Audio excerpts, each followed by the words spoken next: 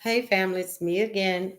Hey family, it's me again. I just was joining you tonight or today to talk a little bit about my book that I just wrote or just finished. That will be out at the end of July 2024 because I know this is recorded. The book is called The Art of Mindful Rebuilding and a personal growth, or well, a personal journey. So I'm hoping once we get it published, I'm gonna share it with you all, and it's gonna really help. I got some workbooks coming out, a workbook that is coming out with it as well. So I believe it's gonna be a game changer for you. It certainly has took me some learning, and I've learned. It was a learn lesson, not about lesson, or taught lesson, not about one. So, usually when you learn something, about lessons, what much better, a taught lesson is much better than a about lesson. That's what I'm trying to say. So I learned these lessons. So what I did, I came back on just for a minute here to talk about death, the death of things and the death of loved ones and grief. So it's very sobering to talk about, and we don't talk about it. And our society here, because I'm here in America, so I can only speak from my experience. And what happens is, you don't ever talk about it, right? It just happens, and then after it happens, you just have all of these deep emotions of grief, right? And you don't know what to do with it. And then, depending on what neighborhood or community you're from, you may be suffer from it and never get help for it. You may go through depression. Some people, even if they're caregivers, honestly, the caregivers, because they had cared for that person all that time, sometimes they die really closely to when that person dies. So grief and death is very important that we know, that we talk about it too, and that we learn some tools for it. So as Roberta the Tool Lady tonight, that's what I came back on for, because I spoke at a conference, a Maverick conference in St. Louis, and I spoke about this uh, because I have a tool for that actually. But first of all, I'm going to go ahead and share what some of the stages are of grief. Um, and then I'm also going to say that grief cannot, it doesn't just, you don't have to be grieving all the way for a person. It could be for a job, it could be from friends, it could be from just something, a place you used to live and you moved. Grief can come from all of those things that have been lost, right? Because people lose things as life goes on. You have to transition, or you may not even lose it. You may have to just move somewhere else, or you may have your job may take you somewhere else as you grow, but you still may mourn and have grief for that old lifestyle, right? Or those people in your life. So I wanted to talk about that. So, with grief, you have five stages. You have denial, you have anger, you have bargaining, you have depression, and you have acceptance. So those are the five stages. So basically, when you hear about it, oh, I don't believe that. That's not true. I'm not sick, or such and such not sick. That's not going to happen. Or we don't have to move. My mom didn't get a new job somewhere else. We don't have to move. We're going to stay here forever. So your second one is anger. So you get upset, right? Because something has happened out of your control. So of course you're angry. Wow, why does it have to happen, right? What is going on in my life that I have to keep changing? Or God, what is going on? Because sometimes we want to ask him too. And I hear people say, well, we're not supposed to ask him. But you know what? I'll say, go ahead and ask. Because you know what? He told Moses to ask. And he is several other places where he said, tell him, test me, know who I am. So, hey, if you got something that you want to ask God about, hey, that's okay. Bargaining, why not? Why it couldn't be me instead of such and such? Or what if I'm a better kid? Because usually children don't even understand any of the concept. So maybe if I'm good, mom and dad won't get divorced, right? So we don't have to move and this won't happen. Or maybe grandma can come back.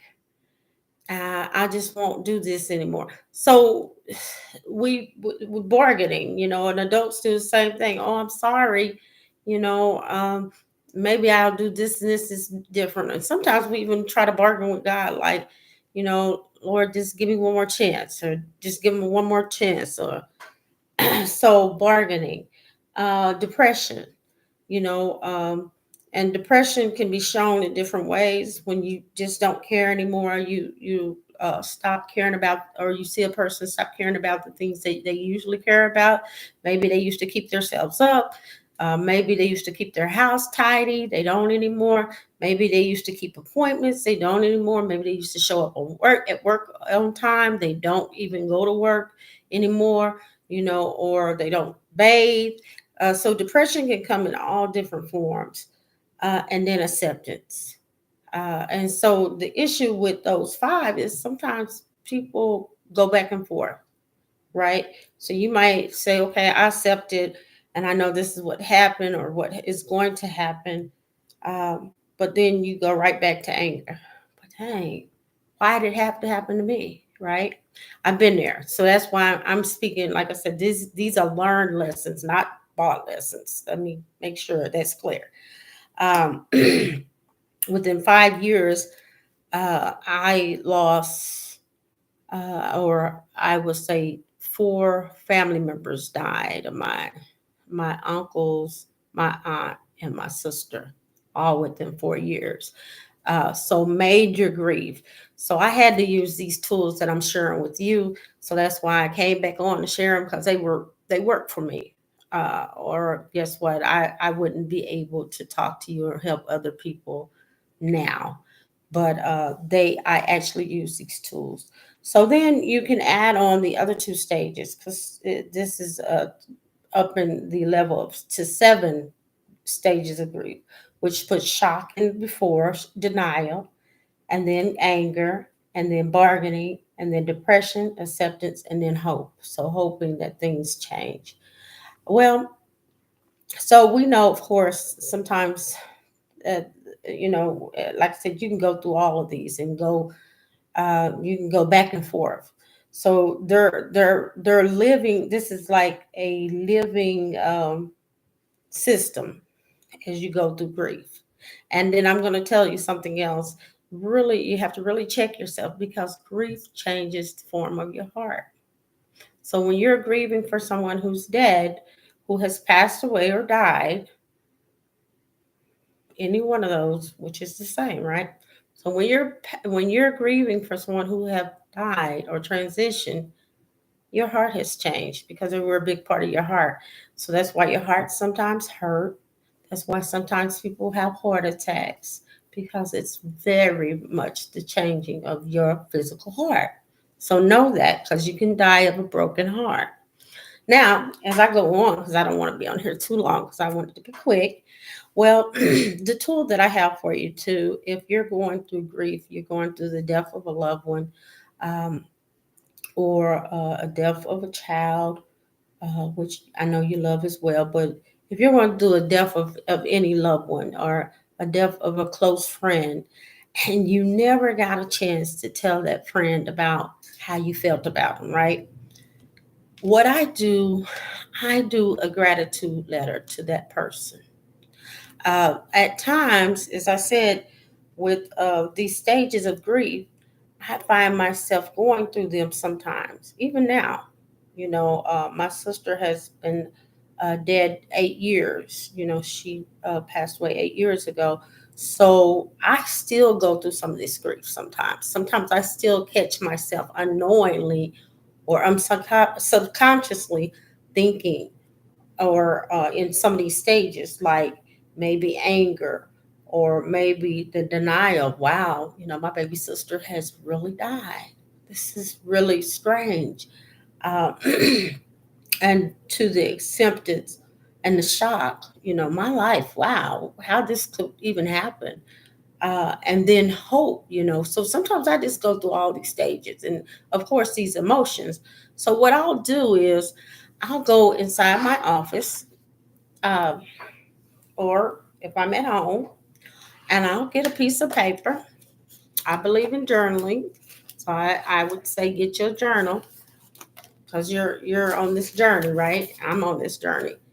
Um, and I know we have all these technological things, these computers, laptop, or whatever.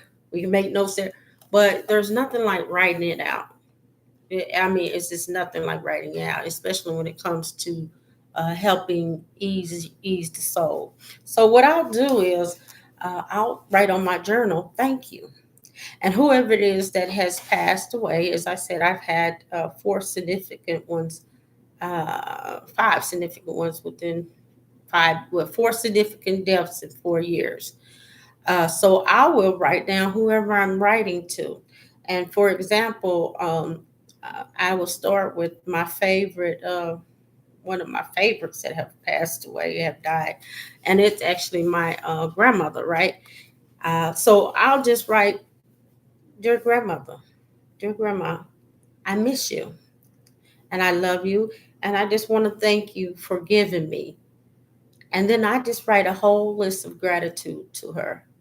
I'll say, "Thank you for the style you gave me. Thank you for the tenacity you gave me. Thank you for the boldness you gave me. Thank you for teaching me how to stand up for myself. Thank you for teaching me how to love myself." And I'll just go on, right? And then by the time I get through with that list, I'm I'm not grieving anymore. I'm not really in that low place anymore. So I'll say try it.